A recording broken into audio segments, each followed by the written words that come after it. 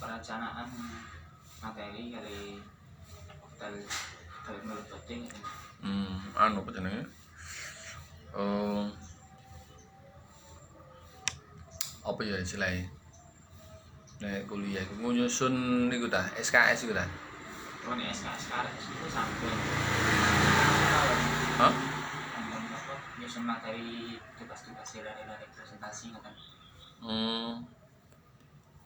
jadi perlu dimulai Wis mulai iku. Biyen iku Pak emang niku jenenge apa ya? Jadi ana kertas di KRS. yo KRS. Nggih, Kartu rencana studi rencana studi.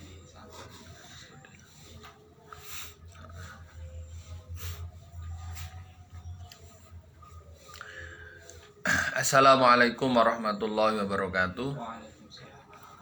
Bismillahirrahmanirrahim. Alhamdulillahirabbil alamin. Lahu ni'matu wa lahu fadlu wa lahu tsana'ul hasan. Shalawatullahil barri rahim. Wa jami'il malaikatil muqarrabin ala sayyidina Muhammadin asyrafil anbiya'i wal mursalin wa ala alihi wa sahabatihi at-tayyibin at-tahirin al-ghurril muhajjalin. Allahumma la sahla illa ma ja'altahu sahla wa anta ya hayyu ya qayyum taj'alu hazna idza syi'ta sahla. Allahumma rzuqnal ikhlasa fin niyyati wal qawli wal amal. Allahumma inna na'udzubika min hali ahli nar. Allahumma tsabbitna bil iman. Kita hadirkan di dalam hati niat lillahi ta'ala untuk mendapatkan ridho Allah Subhanahu wa taala. Kita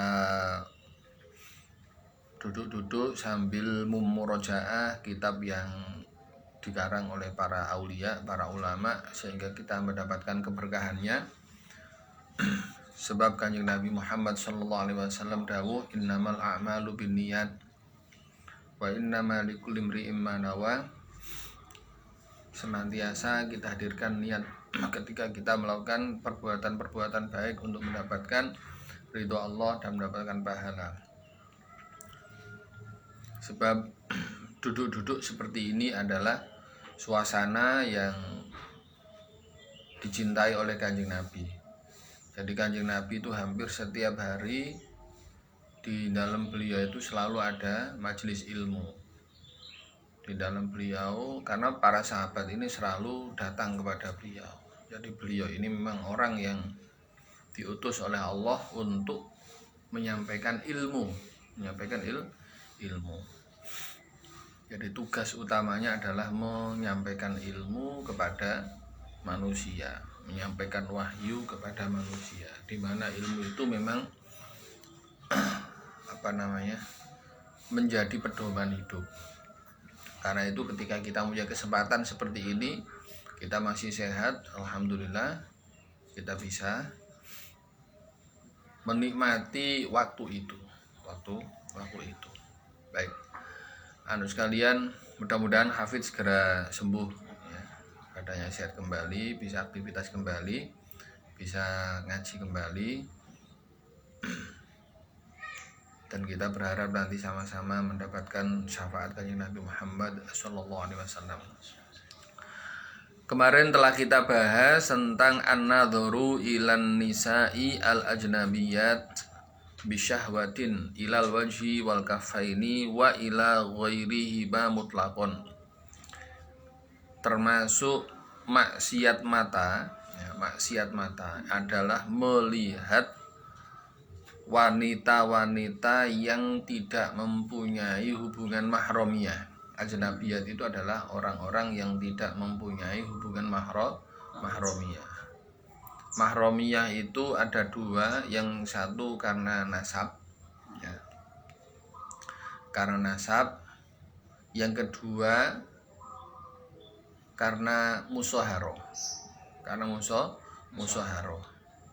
Jadi termasuk yang boleh dilihat ya, itu adalah mertua atau mertua melihat kita. salaman dengan mertua, ya, itu juga boleh. Melihat kepada mertua itu boleh. Jadi mertua itu termasuk mahram yang mu'abbad. Mahram yang mu'abbad, ibu mertua. Atau bagi seorang perempuan yo ayah mertua. Kemudian ada satu lagi, yaitu yang mempunyai hubungan rodho. Jadi nasab, musahara, kemudian hubungan rodho. Contoh seorang anak kecil itu dirodho oleh seorang ibu, seorang wanita, seorang ibu. Nah, sing dirodho iki lanang. Nah, maka dengan rodho itu otomatis anaknya ibu ini jadi mahram sama anak laki-laki yang jadi anak-anaknya ibu ini nggak boleh dinikahi sama laki-laki ini seandainya ada perempuan, dan boleh melihat kepada anak-anaknya yang perempuan ini seperti halnya dia boleh melihat ibunya,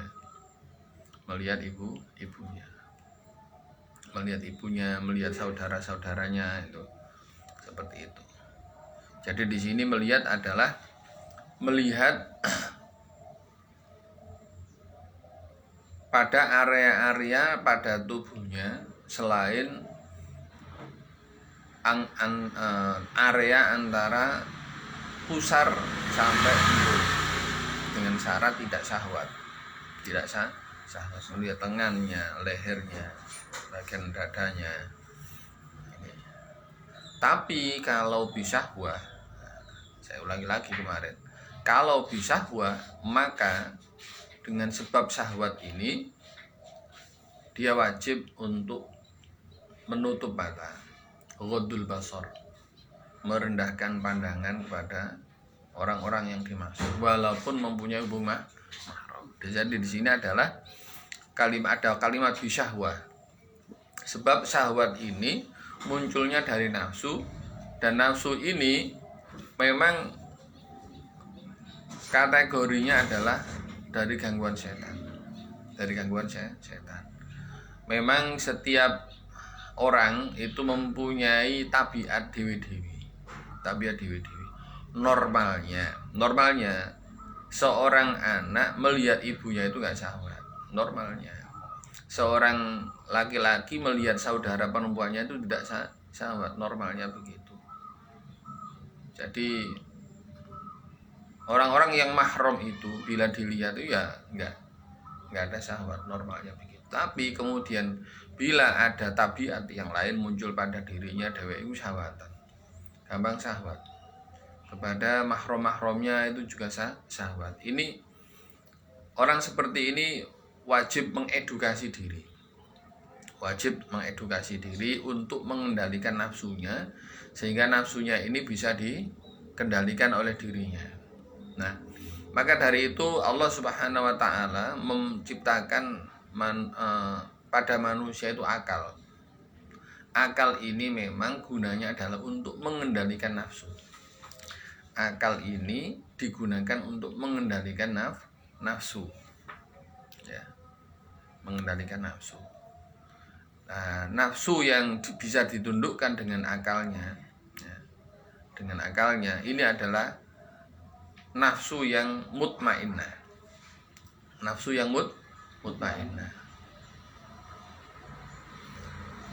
Jadi kemarin sudah saya jelaskan, setiap makhluk hidup ini Allah ciptakan pada makhluk hidup ini sebuah hati, yang mana hati ini berfungsi pada makhluk hidup ini untuk membedakan mana yang manfaat dan tidak manfaat. Paham ya, manfaat ya? Contohnya iki tak pangan, manfaatnya apa? Aku seneng, manfaatnya aku wareg ngombe iki manfaat. Itu namanya manfaat. Ya berarti kalau ilmu yang manfaat itu adalah ilmu yang bisa digunakan. Nek gurung digunakan ya berarti gurung manfaat. Nah, kemudian pada manusia disematkan akal. Pada hati itu disematkan akal. Jadi ada akal pada diri manusia. Yang mana akal ini adalah untuk menerima syariat, menerima kebenaran syariat. Nah, dengan akal itulah manusia ini bisa diarahkan ya, dengan cara dia tolabul ilmi, dengan banyak mengetahui mana perintah, mana larangan, mana yang haram, mana yang halal, sehingga dia ini bisa membedakan, oh ini halal, ini haram. Contoh tadi kalau kita kembali pada syahwat, syahwat itu berarti dilarang. Nah, berarti dia ini mampu mengendalikan. Seandainya kok dia sudah tahu itu haram, kok dia ini melanggar akalnya, berarti maknanya hilang akalnya. Makanya dikatakan sebagai orang hilang akal. Seorang laki-laki apa istilahnya berzina dengan saudaranya sendiri, dengan mahromiyahnya, ya yang terjadi di media-media sosial, di cerita-cerita orang-orang yang tidak bertanggung jawab itu. Aduh, pintere. Assalamualaikum.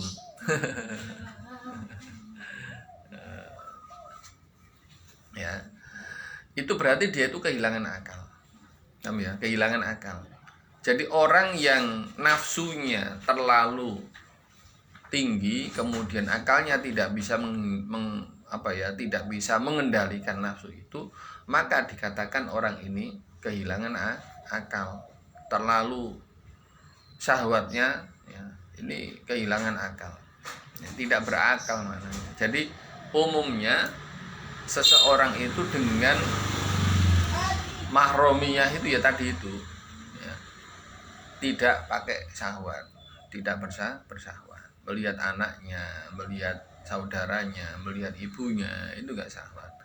Jadi ketika dia ini bersahwat ya maka ghadul basar. Inilah batasan-batasan syariat yang diajarkan oleh agama, yang diajarkan oleh Kanjeng Nabi, yang mana ini manfaatnya adalah manusia ini bisa menjaga dirinya dari api neraka. Allah Subhanahu wa taala memerintahkan ya, di dalam salah satu ayat di dalam Al-Qur'an, ya ayyuhalladzina amanu qu anfusakum wa ahlikum naro wa quduhan nas wal hijarah 'alaiha malaikatun ghiladun shidadul la ya'sunallaha ma amarahum wa yaf'aluna ma yu'marun. Jadi kita itu diperintah untuk menjaga diri kita dan menjaga keluarga kita dari api neraka. Karena dijaga dari api neraka itu siksaan. Kapan terjadinya besok di akhirat? Nah di dunia ini karena merupakan salah satu kita mencari bekal untuk ke akhirat, maka bekalnya adalah kita mengetahui mana perintah, mana larangan, ini halal, ini haram, sehingga apa? Orang ini bisa membedakan mana yang harus dilakukan, halal atau haram, perintah atau larangan, sehingga dia tidak masuk pada ancaman Allah namanya masuk neraka. Maka dari itu salah satu cara untuk menjaga diri adalah dengan ilmu agama. Jadi kita itu tidak perlu yang lain, perlu ilmu agama dalam semua aspek kita. Bekerja pun perlu ilmu agama. Ya, sampai kita itu masuk WC perlu ilmu agama supaya mlebu WC iku ana ganjarane ibadah iku ana ilmu agamane. Apa itu? Yaitu kita berdoa dulu sebelum kita masuk ke WC. Kita mau tidur ya butuh ilmu agama. Ya, kita makan butuh ilmu agama. Itu pentingnya ilmu agama. Maka ketika kita mendapatkan kesempatan untuk belajar ilmu agama seperti ini, murojaah, ada sih ya, memang lupa itu ada, atau orang ini dengan nafsunya dheweke iku woles wae dengan ilmu agama yang sudah dia ketahui kemudian ditabrak-tabrak terus, itu ada. Dan itu memang Allah ciptakan keburukan pada diri manusia itu. Nah, kita kembali pada permasalahan, yaitu apa? Umumnya seorang dengan hubungan mahromiyah itu tidak syahwat, tidak syahwat. Di sini makanya dikatakan bisyahwatin. Ya. Melihat apa? melihat ke wajah wal kafaini dengan syahwat. Jadi wanita semuanya umumnya ya ajnabiyat itu boleh dilihat wajahnya, dilihat telapak tangannya. Ya. Dalam kebutuhan apapun, jual beli ya, di jalan. Jadi wanita itu keluar rumah bila mendapatkan izin dari keluarganya. Memang seorang wanita kan kalau keluar rumah itu wajib mendapatkan izin. Jadi mendapatkan izin. Kalau dia ini seorang istri berarti wajib mendapatkan izin suami. Kalau dia ini di keluarga maka dia mendapatkan izin walinya. Kalau seorang anak wanita ini wajib mendapatkan izin dari walinya keluar. Dan dia tidak boleh keluar sembarangan. Makanya pada saat ini kita itu dicoba, diberi bala, diberi ujian. Anak-anak keluar rumah itu bebas sampai di warung-warung, di keramat dan sebagainya. Ini kalau seandainya mereka tahu tentang ilmu agama, mereka akan mendapatkan petunjuk. Ya, mendapatkan petunjuk bisa meredam keinginannya keluar rumah. Itu. Sampean punya dulur wedok ta? Mboten. Blas yo, lanang kabeh dulur sampean. Sampean Hasan Ihya Sultan. Lanang kabeh. Nggih. Awas itu maneh pendoli mo. Ibu mboten hati. Sampai sesar. Iki sesar kemarin. Sultan sesar. Oh, Kula ngatos iya niku persalinan normal. Terus yang terakhir Sultan kemarin sesar. Sesar. Masya Allah. Iya pun ngurus lawan dosa gitu. Iya ya. Sesar ya. Ya Allah ya. Papat lanang kabeh. Yo enak lanang kabeh ngono. Kayak apa? Kekuatan yang omah. Ada teman saya itu duwe anak songo. Wolu sing songo iku anak angkat kawitan. Lanang, akeh lanange kabeh 6 bae. Lanang kabeh 6 mari ngono sing 3 iku wedok. Ya Allah, enak Gus sampean duwe anak lanang 6. Iya nek wae mantu ngene iki ta. Ya wis iku. Cuma ya ngono. Nek mantu loro-loro langsung gak situ-situ. Loro. Bareng-bareng ya Allah. Oke, kita kembali pada masalah. Jadi seperti itu keadaannya. Paham ya Pak Ulia? Jadi seorang wanita itu kalau keluar rumah ya wajib izin, mendapatkan izin.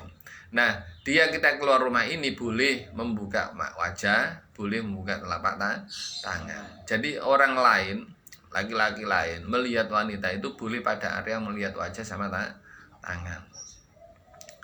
Dan memang pada bagian tubuhnya yang wajib ditutup adalah seluruh tubuhnya kecuali wajah sama tangan. Bahkan di mazhab Syafi'i ini di fikih Fathul Qorib ya. Ini aurat wanita itu seluruh tubuhnya. Seluruh tubuhnya itu adalah aurat kecuali wajah dan tangan di dalam sholat, di dalam sholat.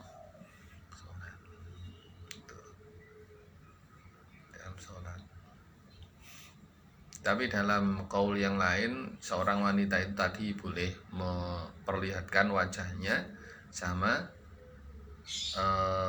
telapak tangannya, kedua telapak tangannya. Makanya di sini ada kalimat bisahwa.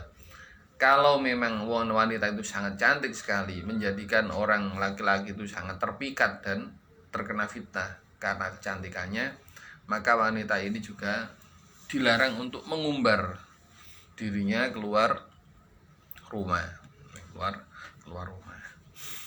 Nah, bisahwa ilal wajhi wal kafaini wa ila ghairi ma mutlaqon.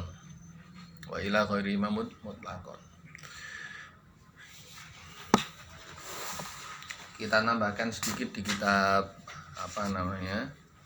Al-Qaulul Jali. Maksiat mata itu ada selain melihat.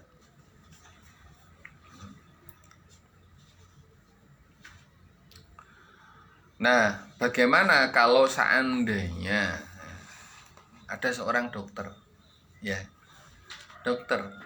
dokter kandungan, dokter yang menangani tentang tubuh ya dokter, seorang dokter kan melihat bagian-bagian tubuh itu. Nah gini caranya supaya orang ini tidak terjerumus pada hal yang haram. Seorang wanita ini tahu dokternya itu laki-laki, maka dia wajib mencari dokter yang wanita. Wanita pun melihat wanita yang lain pada auratnya itu nggak boleh, gitu loh. Jadi seorang wanita sama-sama wanita melihat aurat itu nggak boleh. Laki-laki juga melihat bagian coba ono wong lanang padha wong lanang delok pupu, itu yang nggak oleh. Sebab di situ ada area yang wajib ditutup. Ya. Laki-laki ini kan auratnya itu antara pusar sampai dengkul ya, pusar sampai dengkul. Kok wong lanang iki ndelok pupune koncone wong lanang, iku gak oleh. Gak oleh. Karena pupu itu wajib ditutup. Bisahwa atau tidak bisahwa melihat pupu itu nggak boleh. Nah itu kita yo sekarang di masyarakat kita secara umum ya kita sendiri yang sudah tahu hukumnya itu nggak usah melihat itu. Karena wong lanang itu neng iso kayak celana utawa celana yang memang panjangnya itu sampai di bawah lutut. Apa 2/3 tahun itu. Jadi kan akeh ya katok-katok komprang sing 2/3 sampai ini sore dengkul itu. Ya kan? Nah, akeh wong saiki mlaku-mlaku biasa tapi celanane sakmene. Iku yang bagus itu.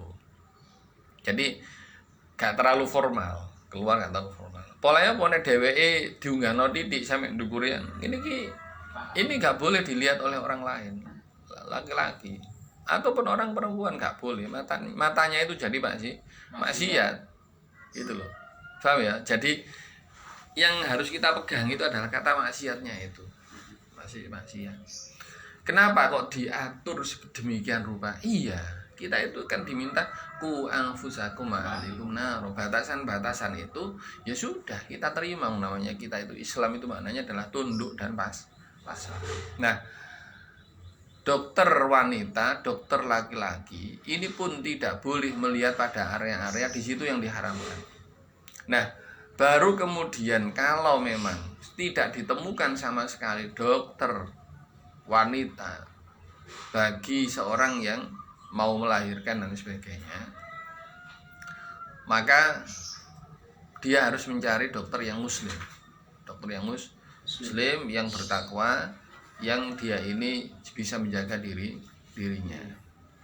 Sehingga dia ini melakukan tugasnya ini tidak karena syahwat dan lain sebagainya.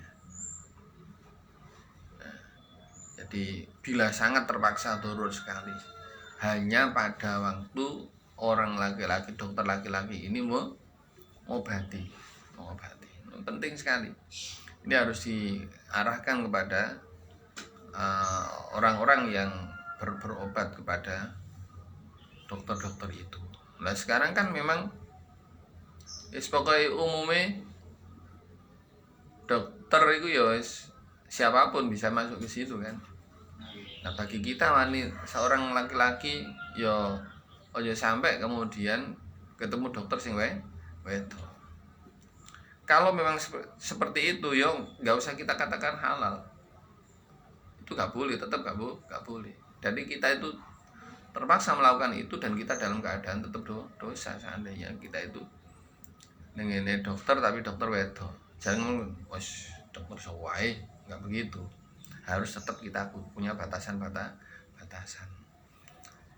Dan normalnya para orang-orang dokter itu kan ya memang sudah tahu hukumnya karena mereka muslim dan tahu sejak dia akan menjadi profesi seperti itu sudah dipelajari dimanapun, kecuali bagi orang-orang yang memang tidak mempunyai agama Islam sehingga mereka tidak tahu tentang hukum ini. Dan itu salah satu memang kode etik dari kedokteran ini yang ditangani adalah area-area sensitif. Makanya ketika ada berita-berita tentang dokter cabul, perawat cabul ya, atau pasien cabul dan sebagainya. Itu ya karena memang tidak berbekal ilmu agama, ya kan? Jadi yang muncul itu adalah kekerasan seksual. Nah, kalau sudah kekerasan seksual seperti itu atau namanya disebut dengan pelecehan seksual, ya kan? Itu sebabnya adalah memang dia ini melakukan sebuah aktivitas pada area-area yang sensitif. Itu. Jadi Masya Allah, ya memang berita-berita itu yang betul adanya, terjadi itu. Selama ini kalau kita melek berita di media kan ya, ayo mulai dari tahun kemarin ada seorang dokter spesialis cabul, perawat cabul, ada seorang di rumah sakit ini cabul. Itu kan ya memang itu pentingnya. Kenapa di situ ada batasan-batasan? Ya maknanya berarti dokter itu, profesi dokter itu bagi kita umat Islam adalah fardu kifayah.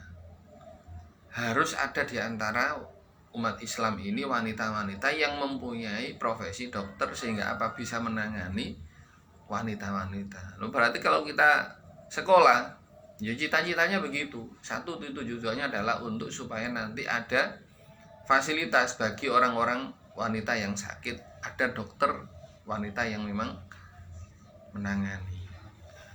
Nah, dokter wanita itu kalau menangani ya melihat bagian tubuh selain pusar sama dengkul. Tapi kalau memang yang ditangani itu adalah bagian-bagian area-area itu, maka di situ dilakukan tapi darurat, hanya pada waktu dibutuhkan gitu saja. Ya, Masya Allah, memang kita dicoba itu, dicoba. Jadi wa yahrumu nadharul aurati walau ma'ati hadil jinsi. Ya. Haram hukumnya melihat aurat walaupun satu jenis, ma'ati hadil jinsi. Karojulin yanduru ilama baina surati warubati. Kayata wong lanang yanduru kang ningali sapa rajul ilama maring area baina surati ing dalem antarane udel warubati lan dengkul. Min rajulin akhir saking lanang kang liya lho. Wa mraatin lan wong wadon tanduru ningali sapa imro'ah ilama maring area baina surati ing dalem antarane udel warubati lan dengkul min imro'atin saking wong wadon ukhra kang liya, ya kan? Setidaknya jelaskan. Jadi wong wedok barang begitu. Nah, ini umumnya ketika di pesantren iki adus yo bareng dadi siji. Ya di pesantren yang memang karena memang kan ya tempat mandinya kan darurat. Dulu itu wis jedinge mek titik ngono santri sak meno kae. Akhire adus bareng. Wong 5 adus bareng. Lanange bareng ngono adus bareng. Itu pokoknya nggak boleh melihat area udul sampai dengkul. Ya sarungan lah, adusnya sarungan. Pak lah nek awak dhewe pemandian piye? Ya kaidah iki. Harus kita pakai kaidah iki. Jangan sampai kita melihat pada aurat atau kita membuka aurat. Kalau kemarin saya jelaskan bahwasanya wanita itu areanya ada yang boleh terbuka bagian wajah sama telapak tangan. Nek pas dheweke mandi di pemandian ya harus menutup itu. Seandainya terlihat lekuk-lekuk tubuhnya wong lanang apa jenenge syahwat ya gak oleh ndelok. Harus ya dijaga. Penting sekali. Wa yahrumu 'ala rajuli wal mar'ati kasful aurati fil khulwati li ghairi hajatin. Haram hukumnya juga seorang laki-laki dan perempuan membuka aurat. Apa aurat di sini? Ay al-qubuli wa dubur. Membuka kubul dan dubur minar rajuli wa ma baina surati wa rubbah min ghairihi. Seorang laki-laki membuka bagian kubul dan dubur, yakni aurat yang besar. Aurat yang besar. Tanpa ada hajat. Nek ana hajat contohnya mandi, yo boleh buka dewek sendiri di dalam kamar mandi membuka aurat. Membuka. Tapi matanya tidak boleh melihat pada auratnya sendiri. Ya Allah, ya. Apa deh? Jadi ada aurat kubro istilahnya, aurat kubro. laki-laki ini bila melihat kakinya sendiri utele dewe yang dimaksud itu, maka ada kaul yang mengatakan boleh. Tapi aurat kubronya, kubul dan dubur tidak boleh. Nah bagi wanita di sini wama baina surrati warubati min ghairihi, dan tidak boleh membuka antara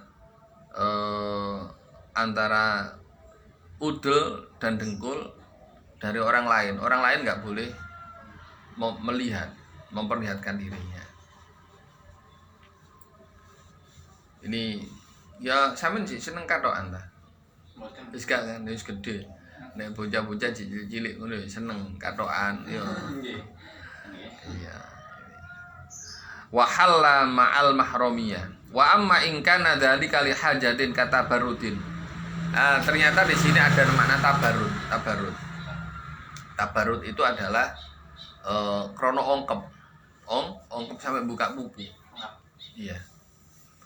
Pernah ada riwayat suatu ketika Kanjeng Nabi itu saking hawane panas ya, kemudian membuka pupu. Ini bagian area pupu ini saking ongkepe. Kemudian ada Sayyidina Utsman ini masuk ke ruangan beliau. Akhirnya beliau kemudian menutup. Beliau sempat bersabda begini, saya ini sungkan dengan orang yang malaikat saja sungkan dengan dia. Ini maknanya begini, bahwasanya membuka area pupu ini ketika tabarut, ongkep kepingin ngisis, itu namanya ada hajah, diperkenankan. Diperkenankan. Jadi ketika itu Kanjeng Nabi dalam keadaan ongkep, kemudian tabarut ngisis. Tabarut ini ngisis. Sikile kemudian kelihatan pupunya, kemudian beliau tutup lagi. Jadi di situ ada beberapa ulama yang memberikan makna dari hadis itu bahwasanya seorang laki-laki yang wajib ditutup itu adalah aurat kubro. Makanya kalau kita ke daerah mana di Afrika dan sebagainya, itu orang-orang yo katoan ini saja, ada yang sholat pakai katok ya, karena mereka menggunakan mazhab ini bahwasanya aurat laki-laki itu adalah bagian aurat kubro, sehingga mereka sholat pakai katok. Iya sholat katokan pas wayahe bal-balan langsung sholat pakai katokan, dengkulnya kan ketok. Nah, karena mereka menggunakan mazhab bahwasanya yang wajib ditutup adalah aurat kubro, dengkulnya nggak termasuk wajib ditutup. Tapi kita ihtiyat menggunakan mazhabnya Imam Syafi'i. Nah sekarang itu terjadi banyak hal ya, adanya LGBT dan sebagainya. LGBT itu laki-laki sahabat kepada laki-laki. Kalau dia ini laki-laki sahabat laki-laki, ya matanya ini harus dan laki-laki itu nggak boleh memperlihatkan tubuhnya kepada laki-laki yang satu pada dirinya. LGBT sekarang kan lagi marak. Seorang LGBT dinikahkan dengan LGBT, masya Allah, ini perlu difahamkan kita. Sebab ada orang-orang yang memang melegalisasi itu, dan orang Muslim sendiri. Sama nanti kalau di kajian-kajian mahasiswa kan mesti ada namanya toleransi, emansipasi dan sebagainya. Itu sampean harus tahu tentang dasar-dasar seperti ini, sehingga ketika sampean melok PMI sih. Melok PMI. Nonton kegiatan rutinan kiswah kajian Islam pas wajah. Ya tapi dirinci. Mulai. Dirinci. Siapa yang menginisiasi? Kajian Islam pas wajah itu Gus Najib. Oh, Gus Najib As'ad. Itu. Jadi biasanya di tingkatan mahasiswa ya, kajian-kajian seperti itu kajian-kajian yang memang sangat enak dinikmati ya. Tetapi kita harus tetap pada prinsip ya itu tadi LGBT dan sebagainya, itu permasalahan sosial dan permasalahan, dan memang itu ada, diciptakan. Allah menciptakan hal itu, seorang laki-laki syahwat dengan laki-laki. Buktinya apa? Dulu pada zamannya Nabi Lut kan terjadi itu, dan itu kejadian seperti itu, seorang laki-laki senang dengan laki-laki, ya, senang dengan laki-laki. Itu belum ada umat-umat sebelumnya, hanya pada waktu kaum Sodom waktu itu terjadi. Ya mungkin karena saking sing lanang gantengnya gitu loh, sampai sampai sing lanang saking gantengnya, ya. Dan bahkan mereka ini menjadi orang yang sangat tidak tertarik pada wanita. Nah, ini nazar ya, an-nadharu ila nisa ila janabiyyati bi syahwatin ila wajhi wal kafaini ila ghairihima mutlaqan. Wa min ma'asil lisani, kemarin al-ghibatu sudah saya sebutkan ya, al-ghibatu. Wan namimatu, dan namimah. Wal kadhibu, dan kadhib. Kadhib ini adalah mengucapkan sesuatu yang tidak nyata.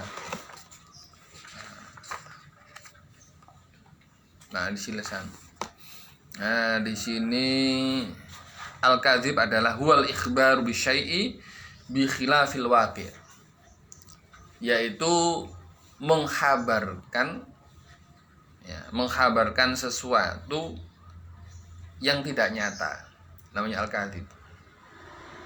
Berarti pokoknya apapun bohong itu adalah menceritakan sesuatu yang tidak nyata, walaupun orang ini katanya mempunyai tujuan baik, itu namanya bohong. Ma'al ilmi bidzalika, sartani ngaweruhi bidzalika kelawan mengkono-mengkono al ikhbar bi syai'i bi khilafil waqi'.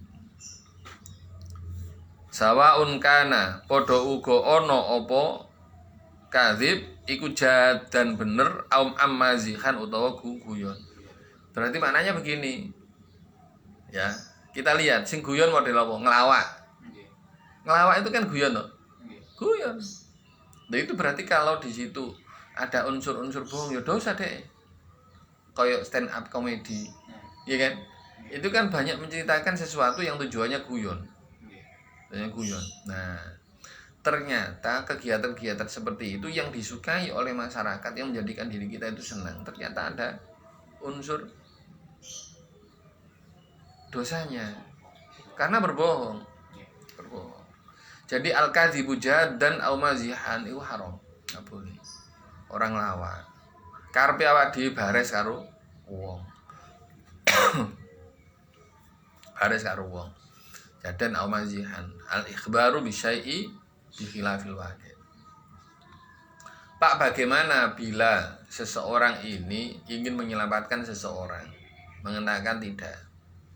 Contoh, ada seorang yang didolimi, kasus kan ini, ada seorang ini didolimi kemudian minta swaka. Minta swaka itu minta perlindungan pada seorang yang dipercaya, perlindungan orang yang mempunyai kekuatan lah, secara politik, secara secara keamanan dan sebagainya. Di rumahnya dadakno wong sing goleki wong iku mang teko ning wong iku mau. Ana si fulan ta? Aku ketok si fulan ta? Si fulan iki ngene iki. Gak ono. Orang ini tahu, orang ini akan mendolimi dirinya. Sebab indikasinya sudah jelas. Sudah jelas mendolimi. Jadi orang ini berbohong untuk melindungi orang ini. Ini dalam beberapa makalah diperkenankan karena tahu nyata mendolimi. Beda dengan orang ini tiba-tiba memang sudah tahu ini orang dolim, minta swaka, dicari oleh polisi, kejaksaan dan sebagainya. Malah saya tutup-tutupi, ini melok dosa iki. Nah, sekarang kejadian pada hal nyata kan. Jadi sekarang itu begini,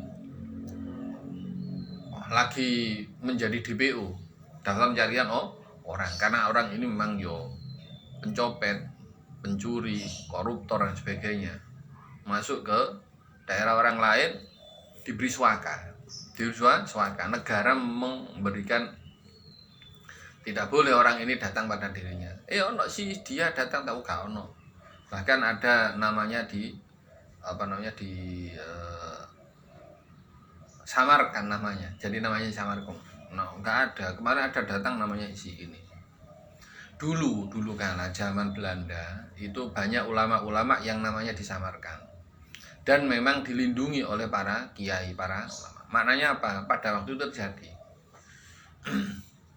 Ada dulu seorang namanya Husain. Contohnya ini yang terjadi di daerah saya itu. Ada namanya seorang Husain. Husain ini seorang istilahnya ulama yang oleh Belanda waktu itu dicari karena Belanda kan gak seneng wong Islam itu ngaji, ngerti tentang haram iki halal, sampai kemudian anak ini tiba-tiba saja tidak sesenang dengan kebijakan Belanda. Nah gurunya ini namanya Husain ini dicari oleh Belanda. Karena dicari Belanda, dia itu selalu lari ke sini begitu. Kayak seakan-akan dia itu menjadi DPO. Sampai pada akhirnya Husain ini ketemu dengan seorang Demang. Demang itu ya kayak pemerintahan di daerah. Akhirnya namanya diganti. Namanya diganti Mas Hudan. Mas Hudan. Sehingga apa? Orang yang di situ hanya kenal namanya Mas Hudan, dan dia ini hidup berdampingan dengan masyarakat. Dan bahkan dinikahkan dengan seorang Ki Demang ini daerah situ, dinikahkan dengan anaknya. Nah, jadi sampai terkenal namanya Husain. Jadi pada waktu itu Ki Demang ini memberikan istilahnya suaka kepada Husain ini agar tidak didolimi oleh Belanda. Nah, jadi model-model seperti ini diperkenankan di dalam, kan otomatis kan orang ini berbohong kan pada Belanda, karena dia tahu Belanda akan mendolimi dirinya. Pokoknya kita harus tahu pasti bahwasanya kita berbohong itu karena ingin melindungi orang yang didolimi ini. Ya. Nah sekarang kalau ada orang hutang kayak pinjaman online lagi delik dan sebagainya. Nah kalau memang orang ini punya hutang ya gak boleh kita kita lindungi, gak boleh. Ya orang yang hutang ini kan mempunyai kewajiban untuk membayar kan, gak boleh kita lindungi. Jadi al-kadhibu adalah al-ikhbaru bi syai'i bi khilafil waqi'. Wal yaminul kadhibah. Wal yaminu al-kadhibah. Di sini wal qadhfu. Masyaallah. Wal qadhfu. Al-qadhfu di sini maknanya adalah menuduh, ya. Wa alfadzul qadhfi. Beberapa lafaz-lafaz qadzaf. Qadzaf apa? Ngelemparkan bizina, kelawan tuduhan melakukan zina. Wal liwati dan liwat. Liwat itu adalah maknanya tidak zina. Bahasanya itu ya hukumnya podo zina, cuma bukan dikatakan zina, sebab liwat itu dengan hayawan. Dia itu melakukan aktivitas kayak suami istri begitu, tapi dengan hayawan. Bahkan ada yang mengatakan liwat ini adalah seorang laki-laki melakukan dengan laki-laki di duburnya. Laki-laki dengan laki-laki di duburnya itu liwat. Maka ini hukumnya sama dengan zina. Tapi istilahnya bukan zina namanya. Liwat. Liwat. Ada seorang dituduh melakukan liwat atau zina. Wahya qadzaf ini alfadzun katsiratun. Lafadznya itu sangat banyak sekali macamnya. Hasiluha, yang mana prinsipnya atau kesimpulannya adalah kullu kalimatin. Setiap kalimat tansubu kang nisbataken apa kalimat insanan ing menungso awahidan utawa salah siji min qarabatihi saking kerabatiman, ya, ka umihi kaya ibuni wa ukhtihi lan dulure ila zina maring zina au nahwihi utawa sepadane zina. Fahiya mengko utawi alfat iku qadzfun, diarani qadzaf liman kanggone wong nusiba kang den nisbataken ilahi maring man. Jadi contoh begini ya. Ngomong ini loh. Riko iku anake wong elek. Iku kinayah. Maksudnya apa? Orang ini pernah mengatakan bahwasanya orang tuanya dulu ya, itu berzina kemudian punya anak dia. Itu namanya kinayah, tidak sore. Ya pada hari-hari ini kan banyak sekali. Iya. Tiba-tiba saja mengatakan begini. Kan yang saya lihat di kelas-kelas itu. Pak, arek iku nifas ya. Lho gurung nikah kok nifas? Maksudnya apa sampean? Ya nifas, Pak. Loh. Nifas itu kanggone wong sing wis duwe anak. Sudah punya suami istri. Lah kok sampean katakan nifas itu kan gak oleh ngono iku. Berarti maknane sampean menuduh dirinya zina. Nah, kalimat-kalimat ngene gak oleh diucapkan, hati-hati itu. Dengan dengan tidak umpamanya guyon, dengan tidak sengaja ngomong iku arepe guyon, padahal itu dikatakan sebagai qadha, enggak boleh. Iya.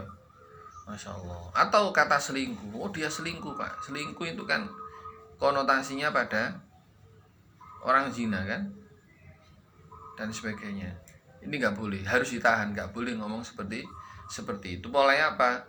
Di masyarakat kita kalau katakan selingkuh itu maknanya adalah berzina. Seorang suami selingkuh, kamu selingkuh ya, berarti kan maknanya menuduh zina. Kalimat-kalimat itu tidak boleh dilontarkan kepada siapapun. Selingkuh. Jadi orang selingkuh itu maknanya adalah orang masyarakat memahami zina. Kalimat itu nggak boleh dilontarkan. Oh, tetangga kita itu ada yang selingkuh. Kalimat ini juga begitu, hati-hati. Sebab ini dosa besar. Dosa besar. Dan hukumannya itu di wa yuhaddul qadhiful hurru thamanina jaldah. Untuk orang yang melakukan qadhif ini ya, bila dia merdeka maka 80 kali cambukan hukumannya. Loh, 80 kali cambukan itu adalah untuk menghilangkan dosa ucapannya itu, 1 kali ucapan. Dan 2 kali ucapan, 80 kali 2. Dan 3 kali ucapan, 80 kali 3. Makanya harus hati-hati. Ya. Jadi kalimat-kalimat yang dinisbatkan kepada salah satu orang ya, manusia atau keluarganya atau saudaranya, penisbatan kepada zina atau liwat. Ya dengan kata-kata seperti tadi, kata selingkuh, kata orang kamu bukan orang baik, ya.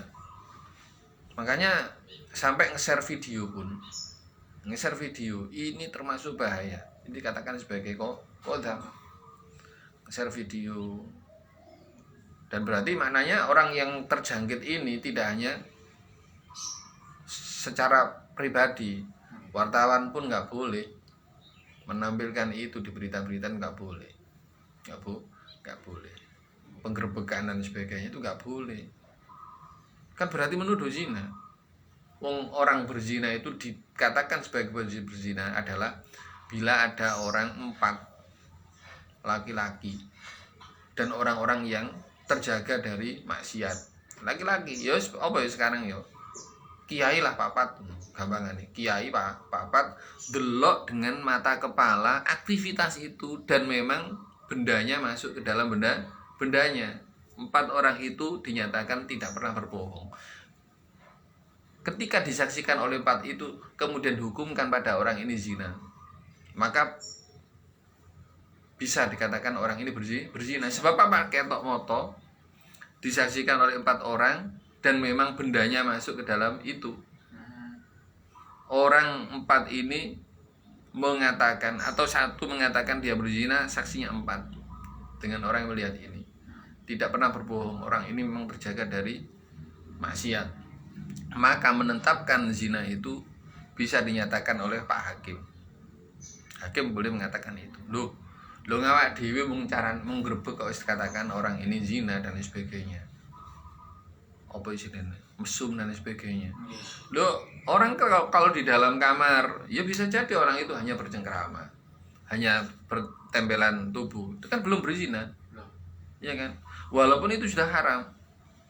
Caranya adalah ya kita pisahkan dua orang itu, kita beri edukasi dan sebagainya, sehingga orang ini tidak melakukan zina, tidak sampai dikatakan orang ini berzina. Sebab baru nyata. Video apakah bisa dipakai sebagai bukti? Tidak. Di dalam hukum video itu tidak bisa dijadikan bukti. Ya, harus ada orang mata yang melihatnya. Itu makanya beratnya di dalam penetapan orang itu berzina. Makanya harus hati-hati. Jadi kalau tidak, maka semuanya itu masuk pada qadzaf. Jadi orang yang menyatakan itu, orang ini melakukan mesum, melakukan zina dan sebagainya, orang melakukan perselingkuhan dan sebagainya, orang ini terkena dampak qadzaf. Hati-hati. Harus hati-hati. Wal qadzfu. Masya Allah. Dengan seperti ini kita harus hati-hati, sangat hati-hati, sampai di media sosial, sampai di berita-berita. Kan kadang-kadang itu kita itu tiba-tiba saja kita bagikan kepada siapa gitu kan.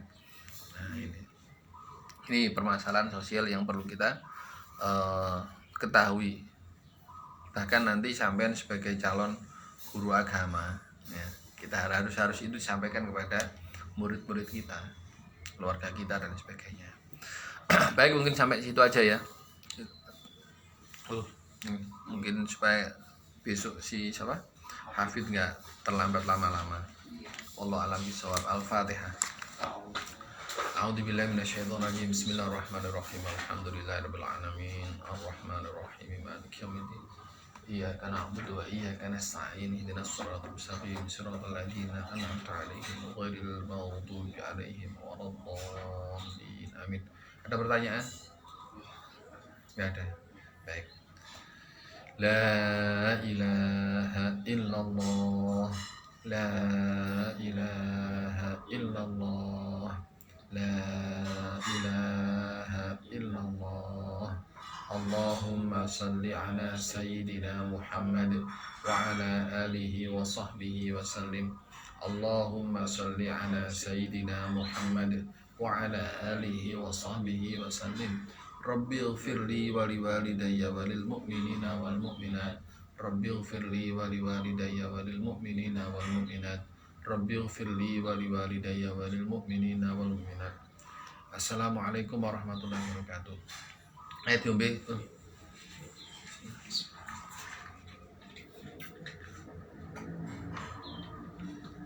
Sing ngajek oleh di sekolah oleh ngerti yo. Wis gak usah mikir sembarang kalir. Kamu abdikan diri kamu di sekolahan. Orang yang setahu saya ya, orang yang abdi di pondok di yayasan itu, wah ikhlas niku. Buri-buri diperhatikan oleh yayasan, diunggah derajat, bisa jadi guru dan sebagainya. Saya teruskan saja. Suatu ketika saya nggak bisa jadi guru di situ.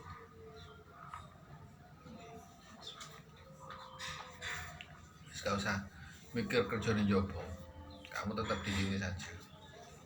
Makanya Afton ini emak rek. Jadi dia iso pulang nih gini kapan-kapan bisa di sini. Buktinya lo anak lulusan alumni SA itu di Sanawiyah gitu, ditarik Habib, ditarik di Sanawiyah kan. Mari Mbak Amin yo ditarik di Sanawiyah. Di bagian TU di kantor kan enak loh. Jadi wis enak kan, jadi dekat dengan keluarga dan sebagainya. Jangan kayak kegiatan-kegiatan di sekolah kan dilibatkan. Sampai contohnya Ramadanan dilibatkan ya. Di bagian panitia salat Iya, Tuhan. salat Tuhan, mari menewaya PPDB, iya kan? PPDB dereng. Durung. Tapi tahun ini dijak loh di dalam panitia pembantu umum. Membantu dereng Pak Iman. Dereng terus nggih bulan dereng dibagi. Kau wingi beran Afton jan. Iya, Afton kasih ya. Apalagi sampean dikasih bagian-bagian di apa? Nganteni Afton. Biar ini caklik di situ. Caklik. Dan maknanya orang yang dipercaya. Bagian di ruangan guru dan sebagainya orang dipercaya. Maka sampean alhamdulillah kok dikek inggon sing tempat-tempat yang khusus gitu. Sampean iso akses ke TU dan lain sebagainya. Itu orang-orang terpercaya. Orang-orang terpercaya. Alhamdulillah. Jadi makanya kan biar aku tak bidik sampean wis ngene wae kuliah ning ngene kene wae. Jadi saya minta ke mana Pak Putri dan sebagainya itu saya ide Pak oleh sampean masuk lo tadi Pak Pon. Biyen iku sapa jenenge? Sarif. Gak gelem nang Sarif. Wingi kapan hari kun ke Ormas, gak ono rip wis tinggoni anu difaul. Sampeyan kat biyen tak ngomong gak gelem. Panjenengan Sarif kan arek isinan. Nggih. Arek isinan ya Allah ya. Mudah-mudahan saya kerja ning ndi arek. Kira mulane Pak. Saaken aku ndelok keluargane saaken. Nggih. Jadi ada beberapa yang perlu diperhatikan. Ada bantuan adik ibarat sing sekolah itu minta dicarikan bantuan. Allah ya fadlu mudah-mudahan dimudahkan. Ibu isi itu ya? Nggih, saya tahun pinten nih 2002. 4 tahun yang lalu kan saya tahu nih 2022. 2022 lah. Nggih. Iya ya Allah. Mudah-mudahan dirahmati Allah keluarganya. Tapi kula niku enten Pak Imam. Satring kula dijabis gedung ini kula nggih sempat mikir-mikir iki. Kula sampai utun apa mboten ngoten kula niku. Ya sih memang dibagi waktu kuliah waktu. Nggih. Nek dalu sing turun ning sekolahan sapa? Biyen nek Cak Afton ambek Cak Ilman ta. Mboten. Saya nek dalu gak ono. Mboten film mriku kula. Kula nggih awalnya sempat tapi nggih nek kula film mriku kadang parang kula ical kula nggih. Mulane kula mboten urut sampai kula niku kejadian 4 kali malah. Apa iku? Nggih, wonten. Tapi kula mboten wonten sanjang kula.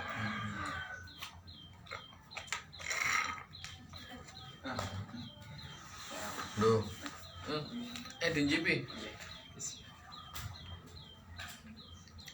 Iku wingi ana tamu keluarga tok Jombang iku. Alhamdulillah.